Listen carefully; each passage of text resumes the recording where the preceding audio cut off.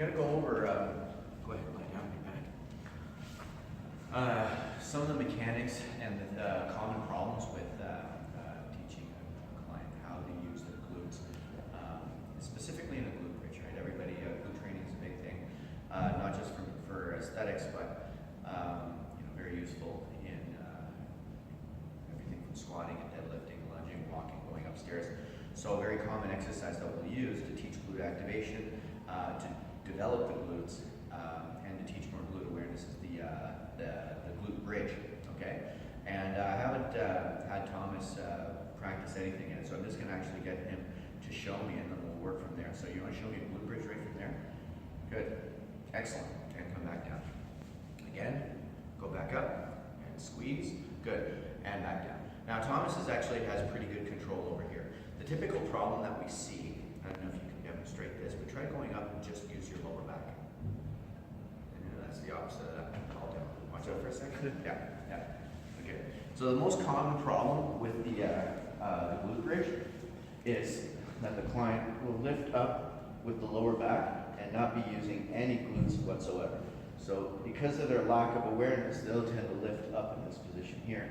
So there's a mechanism, very useful mechanism that you can use that's very effective at teaching them to differentiate, right? It has its own set of challenges as well, but we'll start with that. So I'm going to get you to lie down, okay?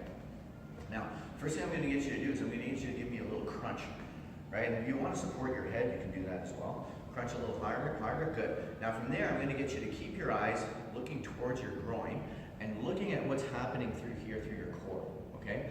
Looking for any sort of changes. What we want to try to do is at this point here, we want to isolate the movement at the hip and have no movement at the core, right? And we're going to do it while the back is in flexion, good. So now from there, squeeze your hips up, high, good. Now you'll see that as you did that, you opened up here a little bit. Come back down, and I'm going to get you set position. And I'm going to get you to try to squeeze up with your glutes and not let anything move there. So from there, squeeze up hard. Good. So you see what happened there? You rocked backwards and then come back down. Good.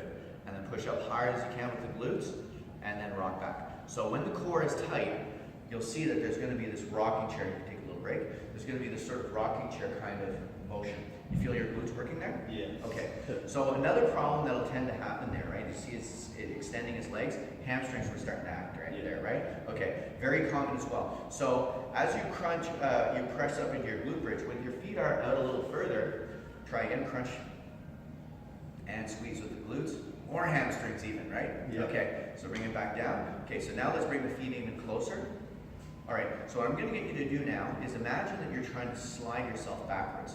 Okay, and you can do that as a trainer. You can actually have them go up against the wall and then stand here. Make sure your feet don't smell or your sneakers don't smell. And then from there, crunch up a little bit.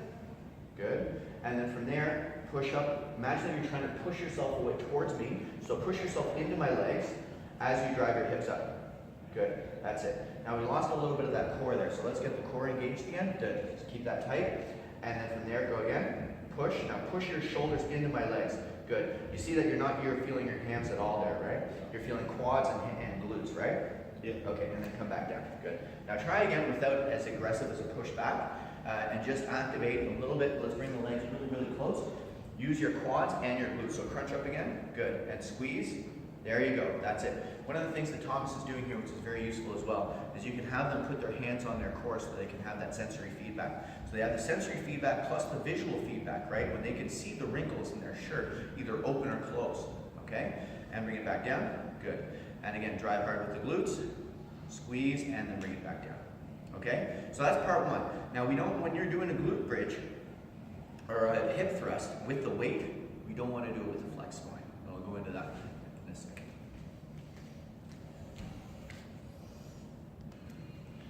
All right, so revisiting this before we go upstairs, Thomas is saying that he actually is very susceptible to hamstring cramps. He's told me already, and he worked his hamstrings last night.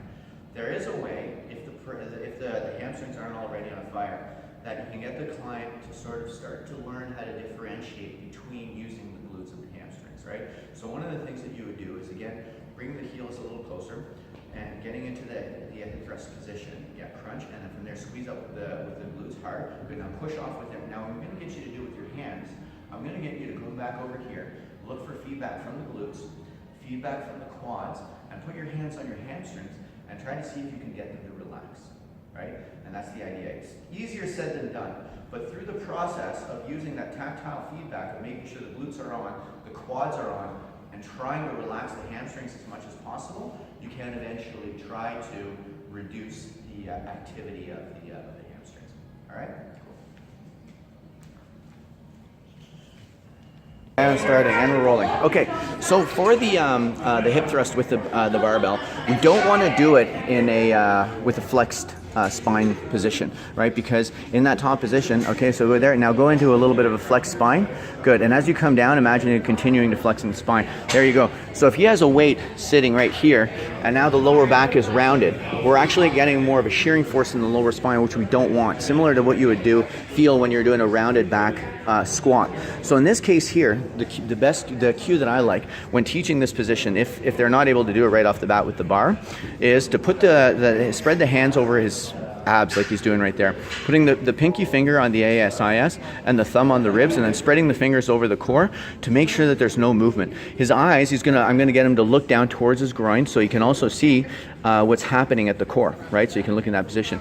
Also, by lifting your head up off like that and looking towards the pad, right, when the pad is on there, it tends to cue the abs as well.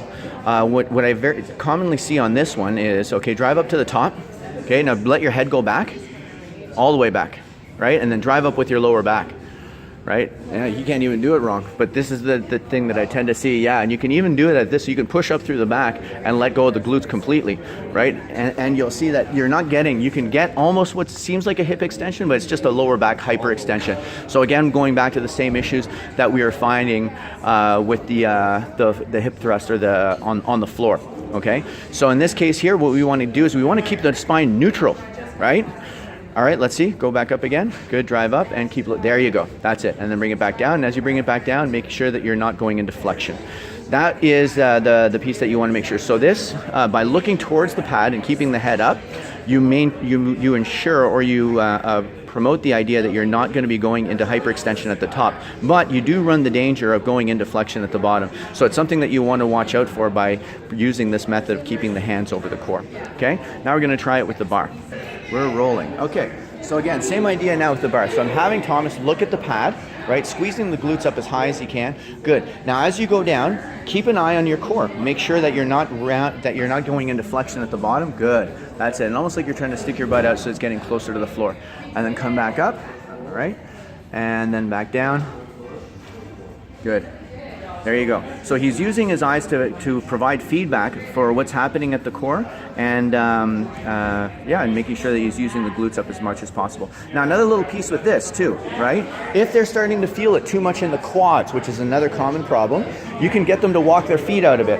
Now Thomas is also choosing a wide stance here, which is great. You can play around with different stances. That's a different story altogether. But if you push up high like this, you're going to feel it more, just like when we did the hip thrust on the floor, you're going to feel it more in the hamstrings with the feet out, right? More between hamstrings and glutes. And sometimes one of the challenges that you will have in this one is with the feet, bringing the feet in a little closer towards your butt. Keep going, keep going, keep going. Is that when they drive up to that top position, they're going to feel more in the quads, and they'll feel it in the quads before they feel it in the glutes, right? Yeah. So that's, again, a different way of playing around with foot position so that you can create the effect that you want. Okay, cool. That's it.